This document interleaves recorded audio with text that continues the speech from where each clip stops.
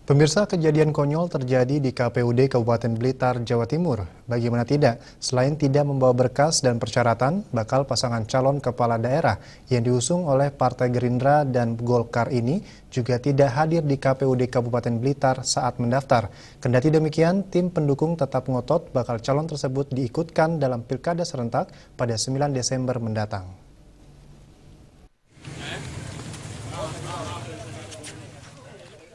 Di hari terakhir pendaftaran pasangan calon kepala daerah KPUD Kabupaten Blitar menerima kedatangan tim bakal pasangan calon Bupati Wakil Bupati yang akan mendaftarkan diri. Tim pasangan calon yang diusung oleh Partai Gerindra dan Golkar tersebut akan mendaftarkan pasangan calon Hengki Kurniawan dengan Ferdian Reza Alvisa. Namun tim pendukung pasangan calon Hengki Kurniawan dengan Ferdian Reza Alvisa belum membawa berkas-berkas persyaratan. Setelah ditunggu hingga pukul 4 sore lebih, tim pendukung tidak dapat menunjukkan dokumen-dokumen persyaratan. Maka pihak KPUD Kabupaten Blitar menolak tim pasangan calon Bupati Wakil Bupati yang mendaftarkan diri ke KPUD tersebut. Bahkan bakal calon yang digadang-gadang tersebut juga tidak hadir di kantor KPU. Terkait penolakan ini, tim pendukung pasangan Hengki Kurniawan, Ferdian Reza Alvisa akan melaporkan KPUD Blitar ke Panitia Pengawas Pemilihan atau Panwasli setempat. Kami menghormati keputusan KPU yang menolak pendaftaran pencalonan pasangan yang kita usung. Sehingga dengan keputusan KPU, kami akan melaporkan hal tersebut kepada Panwasli Kabupaten Blitar.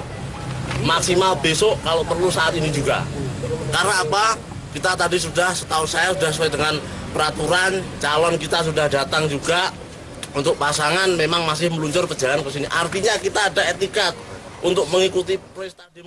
Jadi dasar kami menolak dari rombongan Pak Wasis yang ke kantor KPU ini tadi adalah bahwa mereka tidak membawa dokumen satupun, satu lembar pun itu tidak ada dokumen yang diberikan ke KPU.